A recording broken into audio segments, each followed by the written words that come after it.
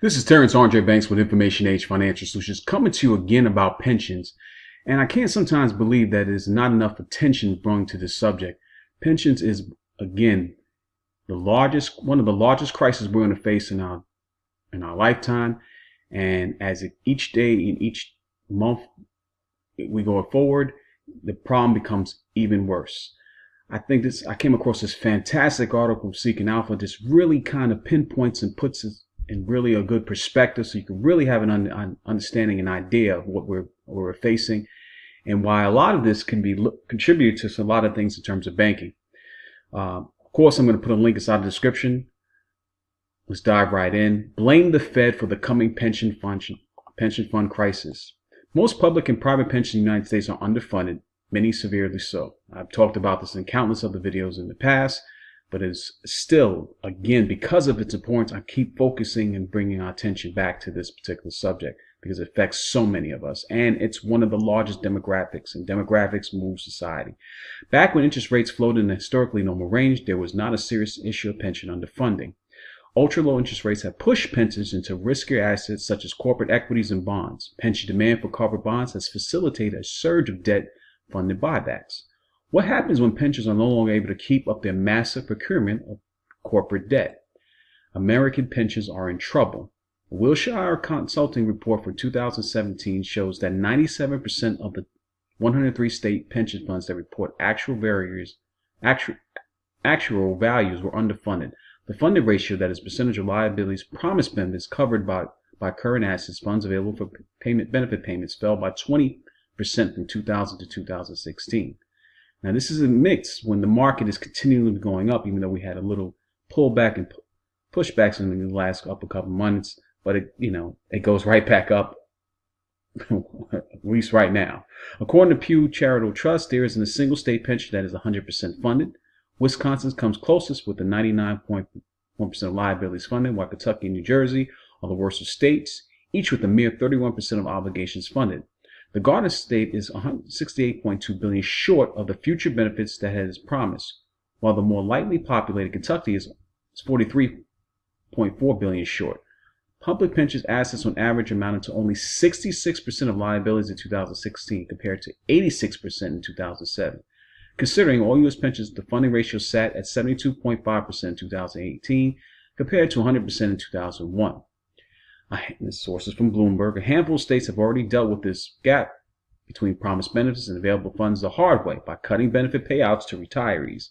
New York, Ohio, Michigan, Pennsylvania, Oregon, and other states have already resorted to this measure, according to former Congressman John Boehner and Joe Crowley, but it may prove to be only a temporary fix, a band-aid on an issue that will continue to deteriorate. There are two reasons that pensions continue to run deficits. One, demographics, and two, shrinking investment returns. The first point is simple. The baby boom generation is huge, much bigger than generations that came before it or after it. And we'll repeat that again. First point is simple. The baby boom generation is huge, much bigger than generations that came before it or after it. Roughly 10,000 people enter retirement age every day. Whether they actually start working is not the point here. And this is a significant reason why the unemployment rate has fallen as much as it has in recent years. Despite a relatively low labor force participation rate, the number of people entering the workforce, on the other hand, is substantially lower than those exiting it. Substantially lower than those exiting it. More pensioners plus fewer workers equals pension funding shortfall. But it isn't as if this demographic clique appeared out of nowhere and that no one knew about it. We all have known it was coming for a long time. This is where it really frustrates me, and really we should pay so much attention. They knew about this for a long time and wouldn't expect a pension fund manager to prepare accordingly, but they're not preparing accordingly. That's where the second reason comes in. It starts with where the pensions are investing in trusted funds in the 1950s and 60s Pension Act, much like savings accounts, holding almost exclusively fixed income and cash assets. This worked quite well when interest rates were floating in historically normal range. Notice that from 1972 to 1982, when interest rates were rising, pensions allocations, equities, and other alternative investments was falling. From the late 1970s to mid-1980s, one can get a 5 to 6% real return from U.S. Treasury bills. So who needed equities in that scenario? And here he shows you the percentages here. I love charts because they do a good job of showing where things are moving to and puts it in, a viewable way for you to look at it. But in the late 1980s, something changed. With few signs of trouble in the real economy, stock market crashed in 1987. Fed Chairman Alan Greenspan was quick to react, swooping in to cushion the market with interest rates. The market liked this treatment. Greenspan repeated this treatment several times in the 1990s and early 2000s. His successor, Ben Bernanke, followed suit during the Great Recession. And just like that, interest rates were pushed from historically normal ranges in the 1980s to an ultra-low level in the 2010. As interest rates fell, so too did achievable returns for pension funds. Hence, the profound and rapid shift from majority allocations to fixed income to majority allocations to equities and alternatives, i.e. real estate, private equity, and hedge funds. Real estate, I even had there was some pensions flipping real estate, which is extremely volatile and can be quite dangerous if you're not, especially for large institutions when these people are dependent on this money. Here's what the average pension asset allocation looks like today, according to the National Association of State Retirement Administrators, NSARA. Public equities make up 48.8% of their basket of what they invested in. Fixed income, 22.6%. Real estate at 7.2%. Alternative investments at 19.3%. Cash and other at 2.1%. The Fed progressively starved pensions of safe yields, and thus those pensions were forced to chase yields and riskier assets in order to even come close to hitting their targets. In 1982, pension allocation to equities and alternatives was around 23%. Today, it's 75.3%. This has exposed pension investment returns to a significantly higher volatility. For instance, the median pensions return in 2006 was 1% compared to the median target return at the time of 7.5%. In 1992, though non-fixed income was made up almost half of pension assets, the 30-year Treasury bond yield alone proved nearly all the required return. This is NAC in 1992. Again, the chart here shows that. All pension assumed rate of return versus Treasury bond yields in 1992 compared to 2012. Look at this return here. Look at the return now back in 2012. Today, the difference between pension median required return and the 30-year T-bill is about 5.25% compared to 4.8.3% in 2012 and 0.33% in 1992. Almost two-thirds, 64% of pension funds revenue from the 1993 to 2014 came from investment earnings according to the Census Bureau. The rest came from taxpayers. The politicians who largely determine the tax rates to fund the pensions and the payouts that beneficiaries receive tend to do what politicians do, promise more than they are willing to collect in taxes. The way they get around this is by establishing overly rosy target investment returns.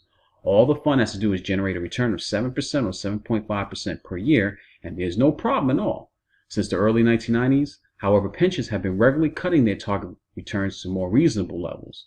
About 85% of 129 U.S. public pensions have cut return assumptions since 2014, according to a Bloomberg article by Alexandra Stratton and John Gittleslone. Sorry for messing up those names.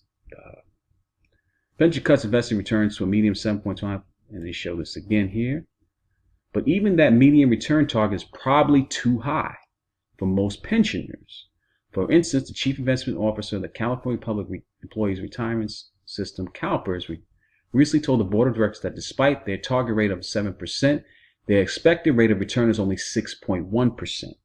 Why don't pension managers just face the facts and lower their target rates of return? Then, because of the implications for taxpayers. A study conducted by JP Morgan concluded that pensioners assumed a more achievable 6% return. Half of the states would need to devote more than 10% of the tax revenue to fill the gap. So if you're in a state that has a problem like this and they increase taxes, people just don't sit back and tie. They eventually move, which that's the reason why probably a lot of, they're not going to address this issue until it collapses or they're forced to. Either one is just, it still makes it dismal for the areas of people that it's affecting, as well as the people that who live in the state that these new taxes are going to be put upon. Instead, the gap is being filled with debt, thus preventing the need for tax hikes. It's even worse. But in this new era of ultra low interest rates, 7%, 7+% assumed rates of return make less and less sense. Pew estimates that the median long-term return for the average pension fund will be 6.4% going forward, and there's a decent chance that they turn out even lower than that. Importantly, the primary catalyst for falling pension investment returns is plunging interest rates led by Fed policy. Each month and each quarter that goes with low inflation and interest rates remaining lower provides more ammunition to justify lower investment terms, says Keith Bernard, researcher at NASA. What about corporate pensions? Here it goes. That was public pensions. Let's talk about corporate pensions now. Corporate pensions are only slightly better off. For instance, the yearly minimum corporate pension fund study, which surveys the 100 largest single-employer defined benefits, show an average funding ratio of 87.1% as the end of 2018. But that ratio would have been lower if not for a higher discount target return, with a slightly higher target return percentage of 4.01% compared to 3.49% in 2017.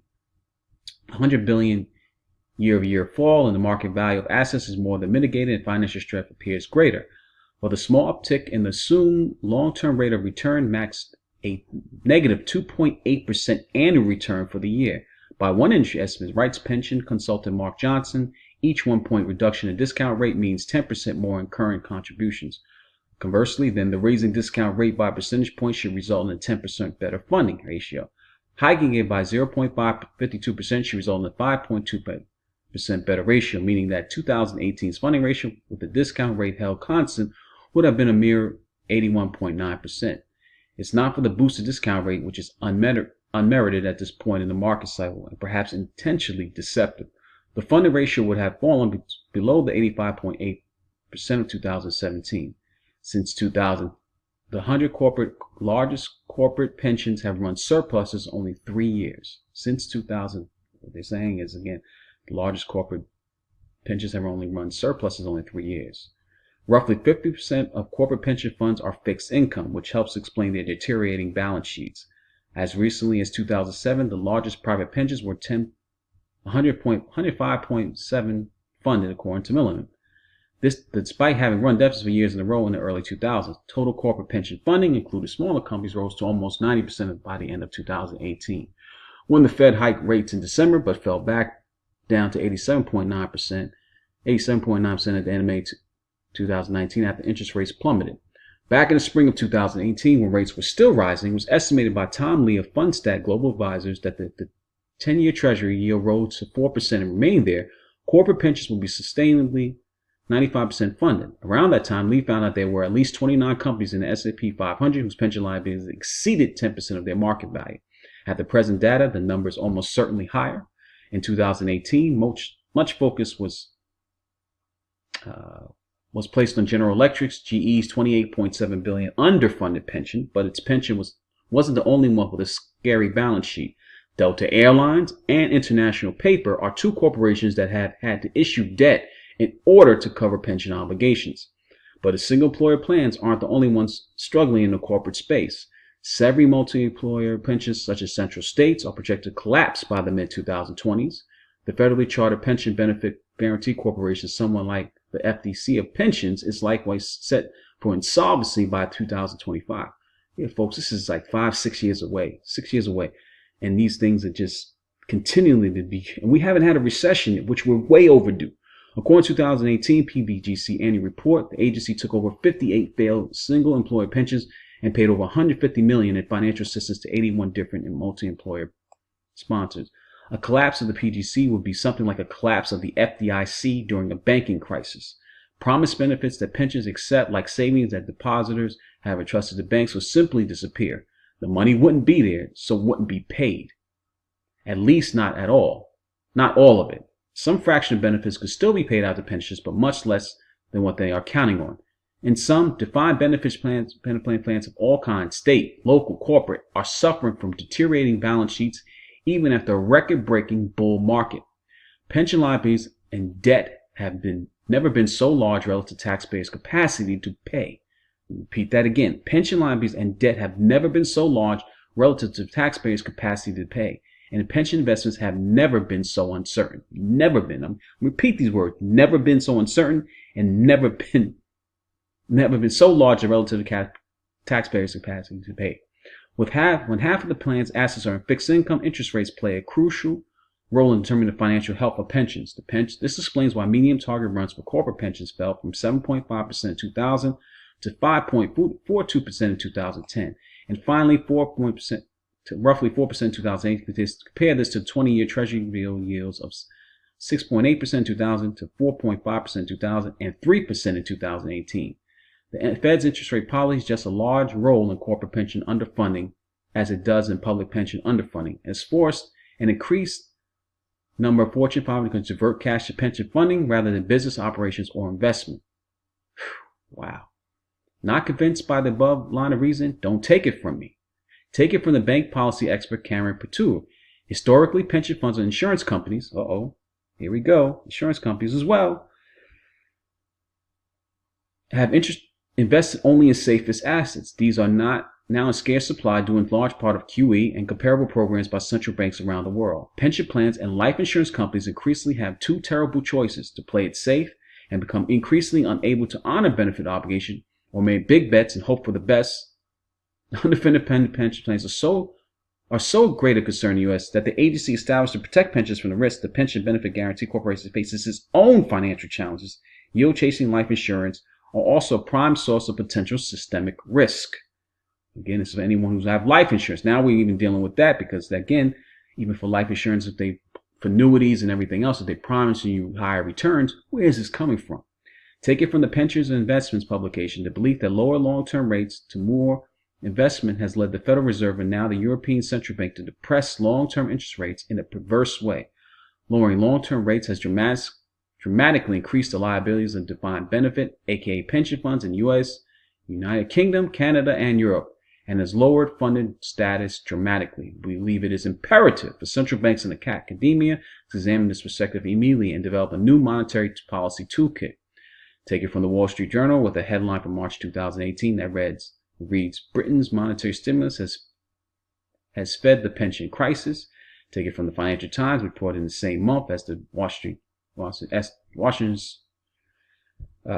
Journal article that Bank of England measures to boost the economy in the wake of the 2007 financial crisis harmed investment in the UK as companies diverted cash to deal with ballooning pension deficits. These deficits were caused by a lowering of rates. Take it from the economics paper. He's giving constantly different sites and stuff like that. And I'm kind of speaking as fast. It's a very lengthy article, but worth your time. I will note here that the longer-term interest rates were falling during the bull market from 2003 to 2007, which led to an increase. Now, here's where it gets even more interesting. The doom loop by Raoul Paul's thesis, the doom loop. The Feds, this is what he said, and in a video posted on YouTube August 14th, Powell discusses his case for a recession in next year. As I mentioned earlier, I'm going to put a link inside the description. This article is so long and so packed with such meaning. That's why I'm taking the extra time of going through it. Even though this video makes it a little longer and I'm reading this to you, it's definitely your time to pay attention to these things. And as well as I'm going to put a link inside the description. The Fed lowers interest rates to stimulate the economy through increased lending. This is what he's talking about, his doom loop. And that's, I listened to Raoul Paul a number of different times.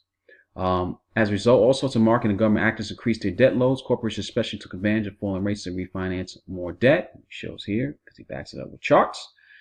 Some of this debt buildup has been for acquisitions or mega mergers, but much of it has been taken on simply for share buybacks. It's pretty much what's going on in the economy now, explaining that.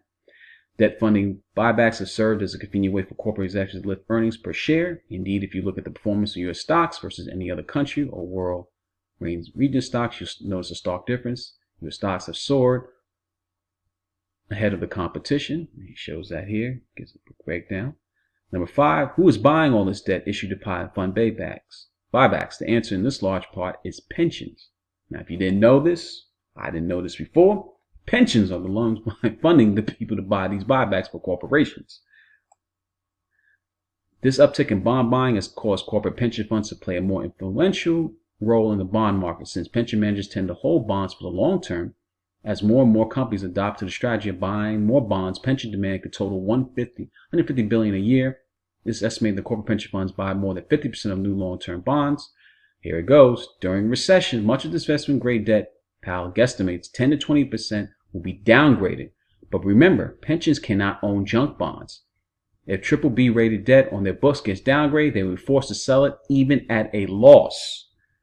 Not only will pensions, number 7, will have to accept a fraction of their cost basis for their former investment-grade bonds, they'll also see their primary revenue stream, tax revenue, slacken during a recession. Number 8, all this chaos of the credit markets will make it very difficult for corporations to issue debt, anything other than high rates. This would cause the cost of new debt to soar high, enough for buybacks to become prohibitively expensive. 9. If the previous plans play out, the bigger net buyer of U.S. equities over the last 10 years will no longer be a buyer. The largest buyer will have left the room, as Powell says. In fact, publicly traded corporations may actually be the net issuers of shares during the next recession, as they were in 2008 and 2009. If the stock market performed as poorly as it did in 2008, with record amounts of buybacks and prop it up, just imagine how much worse it would be if buybacks would slow down significantly to a grind to a halt. I don't see how the preceding chain events played out described will now result in a very nasty stock market crash. Whether it's relatively crash like 2008 or 9 or a bit drawn out like the 2001 to 2003 is unknown. Either way, I see the above scenario as plausible, disturbingly so. Raoul Paul thesis is fascinating, but it could be wrong. What I'm much more concerned of is the Fed bears majority of the blame for the underfunding of pensions. I love this article. Again, it's lengthy. I skimmed over it. I read a lot of it. Please, this is the time. You have the time to think and get yourself mentally prepared and as best as you can to prepare for this coming crisis with the pensions. I can't stress this enough. This video has been any value. Please subscribe, leave some comments, hit the like button, ring the bell for the next one.